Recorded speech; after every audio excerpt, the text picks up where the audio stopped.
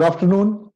Today I start with this topic, that is PN junction diode. In the previous classes, we have discussed about your current in semiconductor, Hall effect, and PN junction.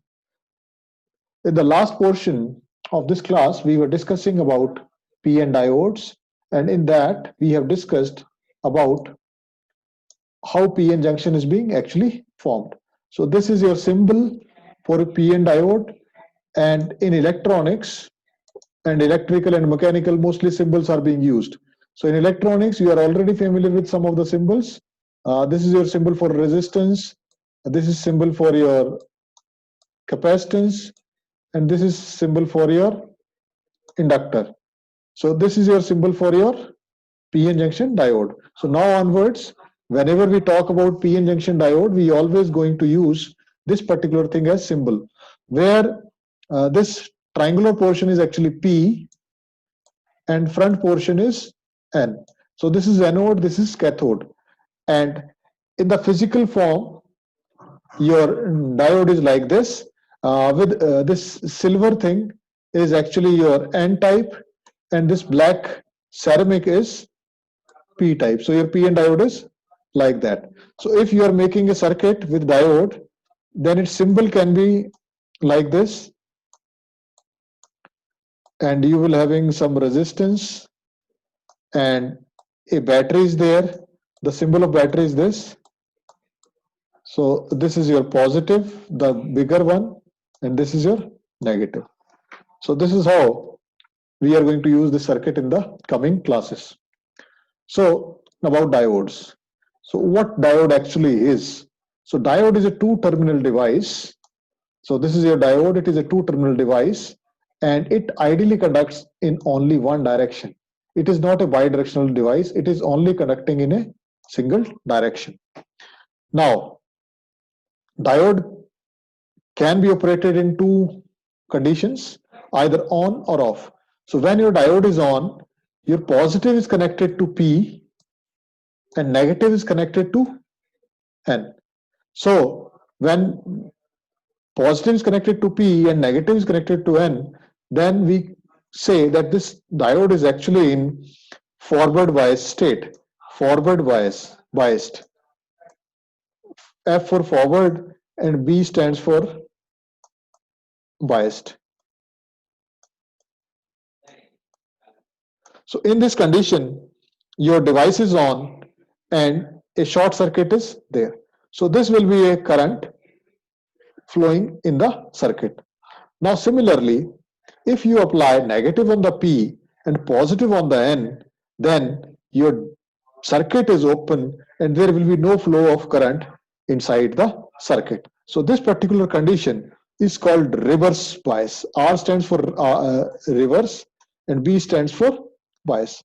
So this is forward bias, this is reverse bias, and it only conducts in this direction and it does not conduct in the other direction. So this is the basic definition of a diode. Now about PN junctions. So whenever one end of the crystal, it may be silicon or germanium, is doped with P type like this, and other end as N type, then resultant is a PN junction. So this can be used in several applications. Now coming towards the discussion of PN junctions. So what you're going to find at the PN junction? So at the PN junction, the excess conduction band electrons on the N-type side are attracted to the valence band holes on the P-type side. So here you can see this is your P-type, this is your N-type. So in P-type we are having holes, in N-type we have electrons. So electrons will migrate towards holes and holes will migrate towards electrons. So thus a depletion region is being created because of diffusion. Unless and until we have not applied any external power source, we can say that your device is actually in diffusion mode of current. Now next is electrons in the n-type material migrate across the junction to the p-type material. So this is called electron flow. So suppose electrons flow in this direction, then your flow of current will be in the direction of holes. Now, electron migration results in a negative charge on the p-type, because when electrons move toward this side, your electrons will be there. So negative charge at the junction and a positive charge at the n-type junction. So this leads to some sort of balance being created, and rest of the semiconductor actually in neutral. So this particular portion is depleted and this becomes electrically neutral.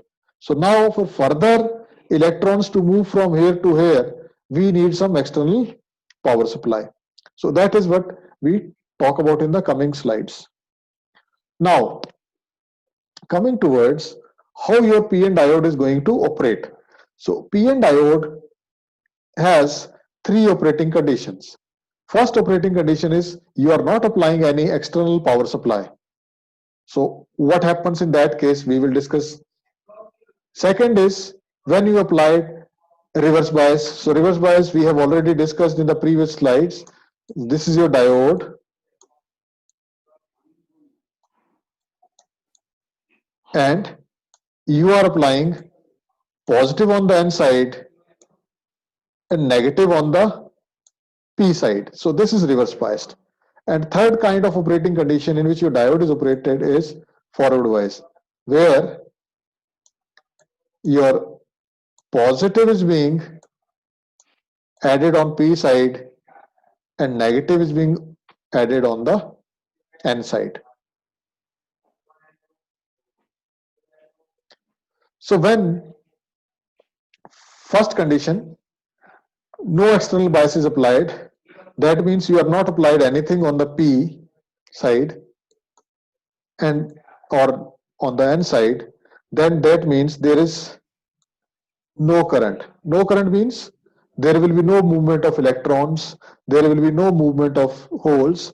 So if no movement of electrons and holes is there, that means there is no voltage across that, and no voltage across that means we are not supposed to get any sort of current.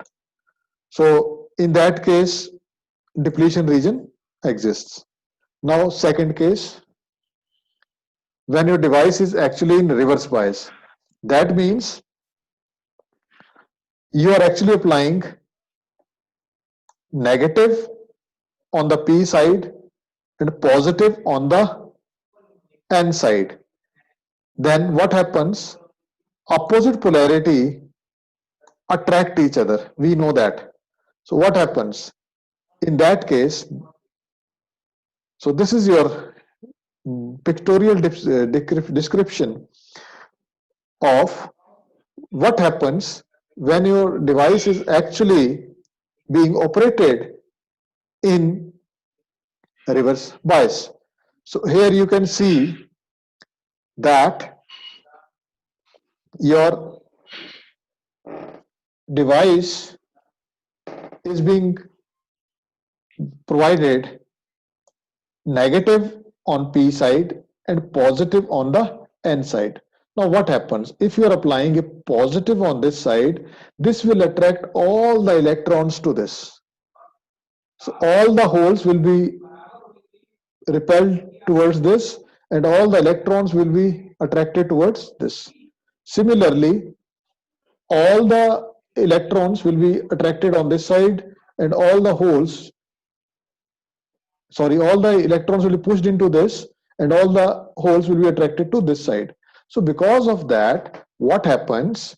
Because your P type is having majority of positive carriers, your N type is having majority of electrons.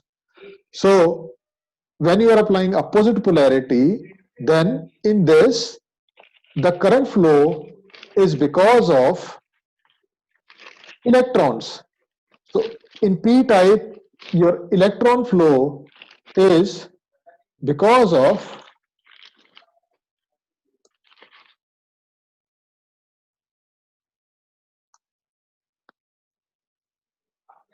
electrons. So electrons in are minority carriers. Similarly, when you talk about n-type material, so in n-type material, electrons are majority carrier. Electrons are majority carrier. But as we are applying positive here, so electrons are not being used. We are getting majority carriers being repelled. So under the effect of opposite polarities, what happens? This positive will push holes into p-type, and this negative will push electrons into this side. So that means the current flow is because of minority carriers and not majority carriers. So we know that majority carriers are more, minority carriers are less. So because of that, what happens? Electron flow and hole flow is minimum in case of reverse bias. So that's why the current in reverse bias is very, very small, because current is due to minority carriers. So minority carriers means there is always some ratio between majority carrier and minority carrier, maybe by 10 raised to power 5. So that means for one electron, we are having 10 raised to power 5 holes in p type, and similar in the n type. So current is due to minority carriers. So that's the problem as far as your reverse bias is being concerned. And we are not taking it as a problem, we are taking it as an opportunity. That means we know that when your device is in reverse bias, it is giving your minority current, and that is of very small magnitude, that is in microamperes or maybe smaller than that. So that means this much smaller current we can neglect, or we can rather say that in reverse bias your device does not conduct. There is one more picture to this particular scenario, that is that during reverse bias this diode acts as a very high resistance device. Very high resistance device.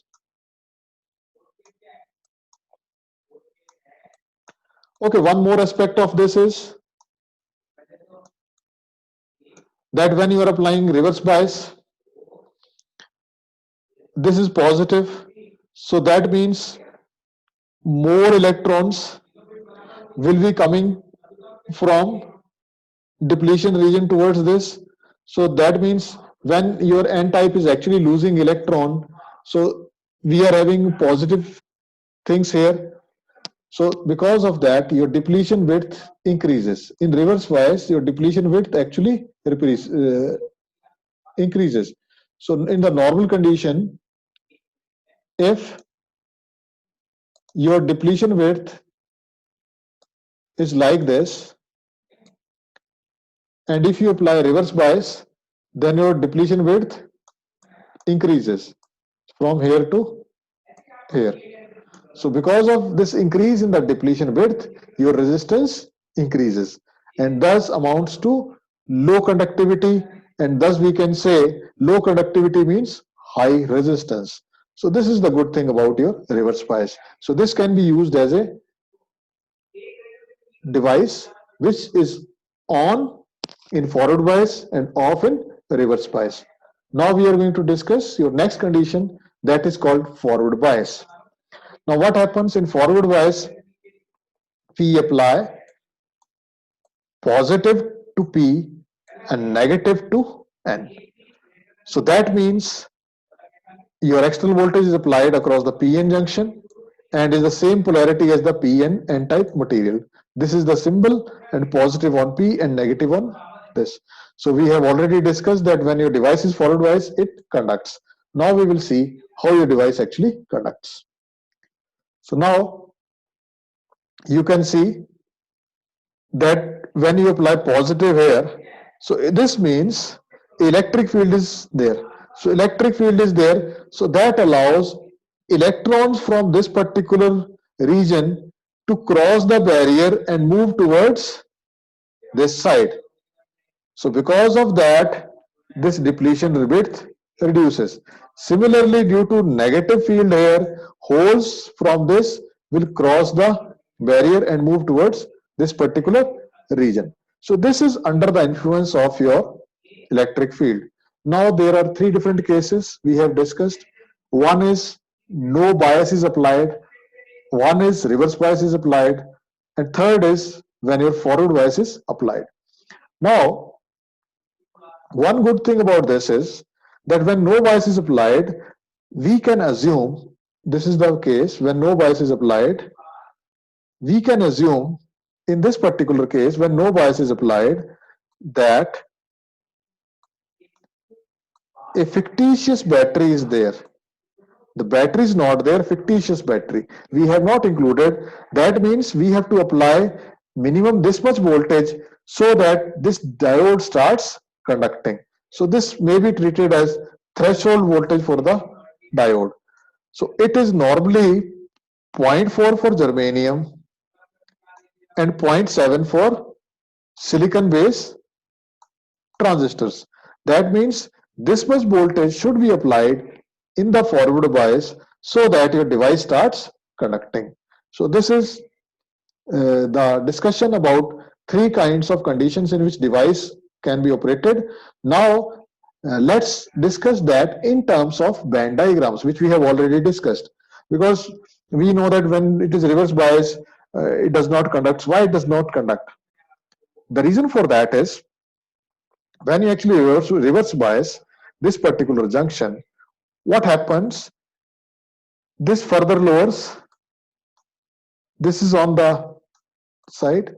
So that means plenty of energy is required to move electron from this side to this side. So this is written here. To reverse the p-n junction, the p side is made more negative, making it uphill for electrons moving across the junction. So this much energy is required. Conduction band to this band. Conduction band of n band, n type to conduction band of p type, this much energy is required. Second is the conduction direction for the electrons in diagram is right to left. And upward represents increase in electronic energy. So that is the problem. In reverse bias, tremendous energy is being required because we have to raise the energy of these electrons so that they move into this particular region. So that is a difficult task, and that's why we normally avoid. So this is your depletion region. And why this is there? Because we have applied some external potential. Now next is when you have actually forward biased PN diode. So when you forward bias, this is positive, this is negative, and you can clearly see this band is quite low. So this can be easily overcome by the electrons and it can be conducting, or the resistance is lowered. So in the previous slide, resistance is on the higher side. Here you can see, and in this slide, your resistance is actually on the lower side. So when you actually forward bias the p-n junction, the p side is made more positive so that it is downhill for electron motion across the junction. So from here to here, electrons can easily move downhill because positive means we are pushing the holes here. So pushing the holes means attracting the electrons. So it is a quite easy thing. Now an electron can move across the junction and fill a vacancy of hole near the junction. It can then move from vacancy to vacancy towards the positive terminal. So positive means at this particular point, it is actually looking for electrons. So it is pushing holes in this direction, and pushing holes in this direction means movement of electrons in this direction. So that is the good thing about your forward bias.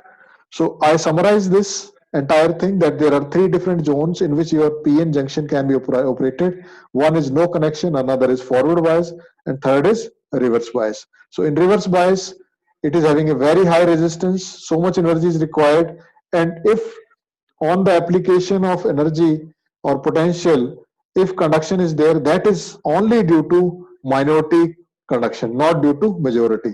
And in forward bias, your current is due to majority. So we can see that things happening like this. So next we move towards PN diode characteristics.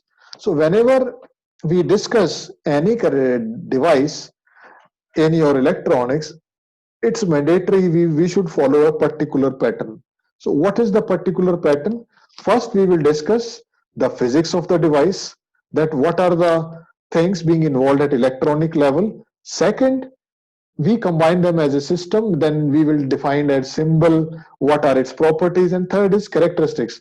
That means how your device is going to operate under different inputs and outputs. So here you can see these are ideal things. So mind it, they are ideal things, they are not practical things. So when your diode actually conducts, so when your input is greater than 0, your diode starts conducting. So this is your symbol. That means your device is getting you some current. So the voltage across the diode is 0, the current is infinite, and forward resistance is your forward voltage over forward current.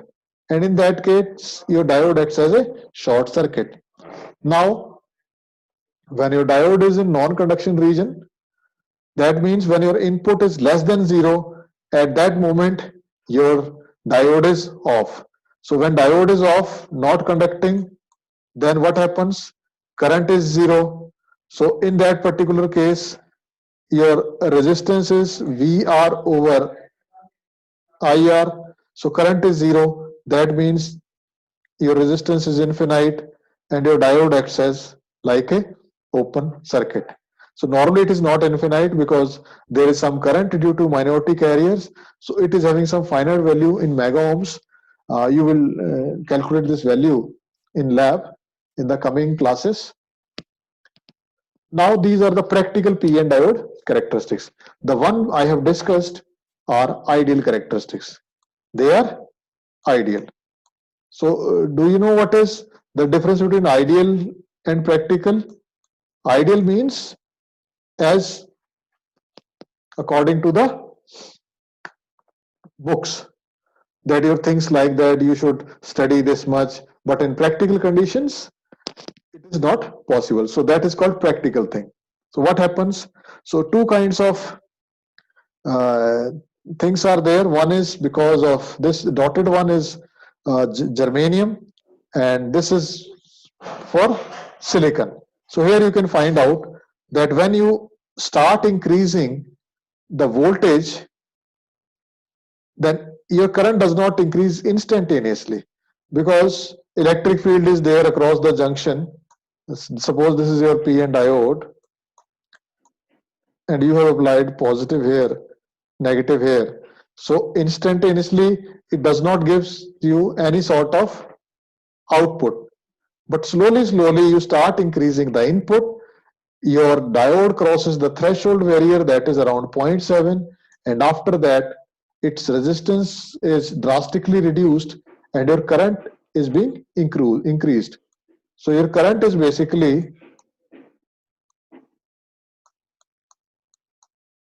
voltage across diode over resistance. So with the increase in this voltage, what happens? Your resistance decreases, so your current increases. So these are the practical characteristics. Now you can see here what happens when you actually apply the reverse bias. So these are again being there, that initially there is no current like this, and after that breakdown of device occurs. So these are the characteristics for your germanium. Germanium threshold voltage is 0.4 up to 0.4, very minimal current is there, and after that there is considerable increase in the current. So similarly in the reverse bias, you are having a very small current in some picoamperes, and it goes like that for a particular range. So the practical we perform in the coming lab. Now coming towards the majority carriers and minority carriers. So as far as your diodes are being concerned, two kinds of carriers are there, majority carriers and minority carriers. So the majority carriers in N materials are electrons and in P are holes. The minority carriers in N-type materials are holes, and the minority carriers in p-type materials are electrons. So these things you should keep in your mind so that you can get the better idea how things are actually proceeding. Now coming towards forward bias voltage. That means what is the minimum voltage that we can apply so that your device actually could start conducting. So this is being defined here. The point at which the diode changes from no bias condition to forward bias condition. That means when it is actually not giving you some output, it start giving you some output. Then your electrons and holes are given sufficient energy across the PN junction. The energy comes from the external voltage. So it does not mean that your diode conducts of its own. We need to supply this from some external source.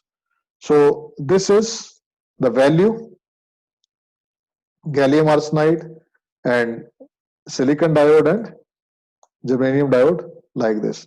So for gallium arsenide, your value is 1.2 volts, for silicon 0.7, and for germanium it is 0.3 or 0.4, around that. So that means you provide this input to the diode, your diode starts conducting, and below that diode does not give you appreciable value. Now temperature effects. There are semiconductor devices.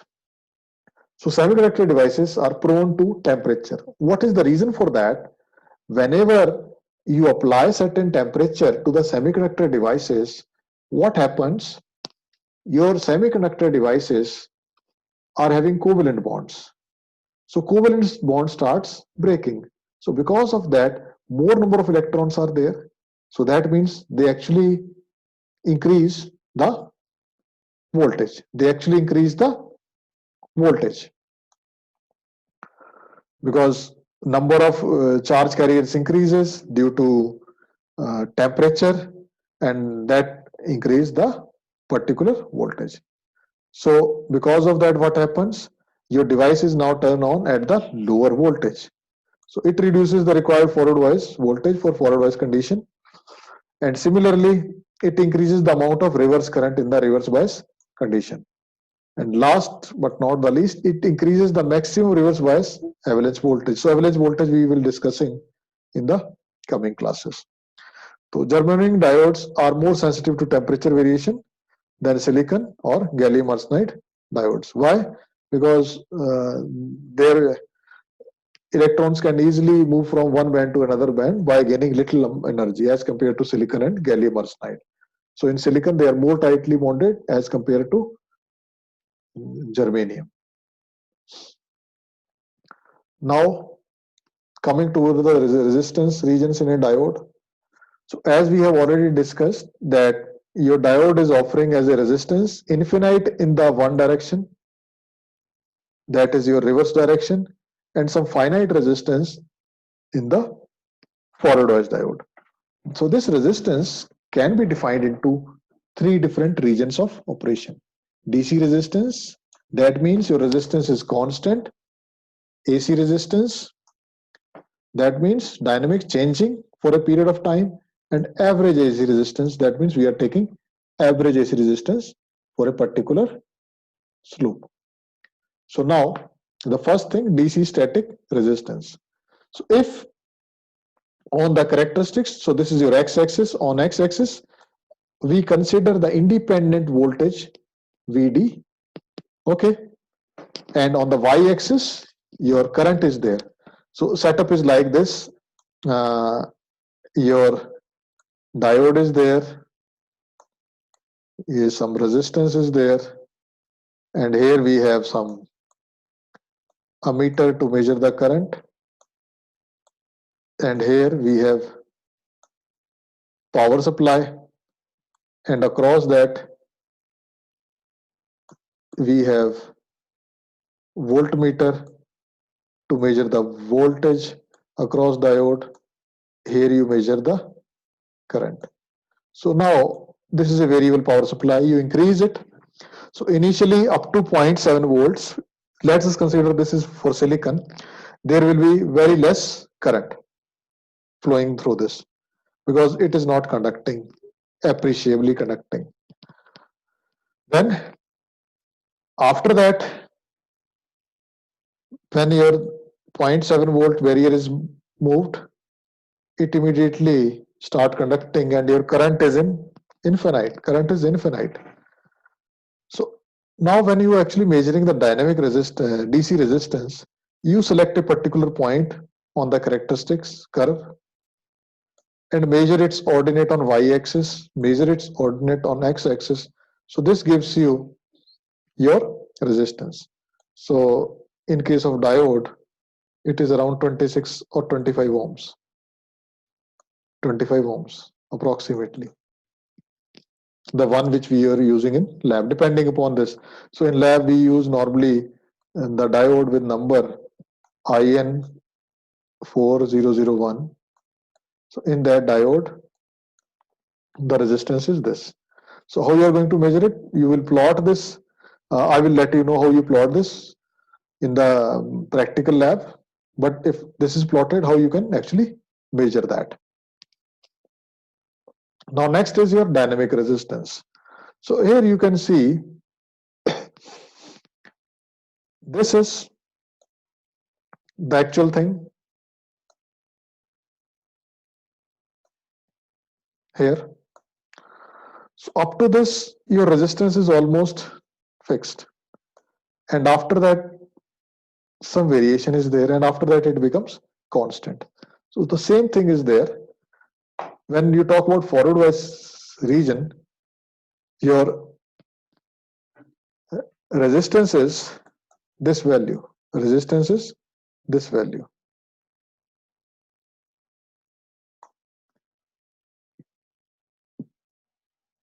Okay. So the resistance depends upon the amount of current in the diode. So this is your fixed resistance and it is being measured like this. So you select two regions. So that gives you on this axis delta VD, and on this axis you will get delta ID. So overall you get this value. So we know that this voltage is 26 millivolts, and RB typically we know that it is the base resistance. So this is the minimum resistance your diode is having in the forward bias, that is around 0.1 ohms to 2 ohms. And in reverse bias, we know that resistance is infinite. Here you can see your voltage change is there, but current is having very small value. So very small value of current means very high value of resistance. Here you can measure. So that means your resistance is having infinite value. So this is your average AC resistance. I have already told you this, that you take two ordinates, measure them on x-axis and measure them on y-axis. This gives you your average AC resistance. This is your equivalent circuit for your diode. What do you mean by this? It is the technique by which an electronic device is represented with the help of electrical components. They can be passive, they can be active, voltage, current, and sources. So similarly, when you talk about diode, then what you are actually getting, we start getting conduction after 0.7 volts. So that means your device is actually to overcome this particular potential. Now your diode is having some resistance also, and this is the switch, or we can say ideal diode. So that means when your diode is like this, you can actually represent it using this particular representation. So more of this we will discuss in the coming classes. So that's all for the today's class. So we will meet in the coming classes to discuss. So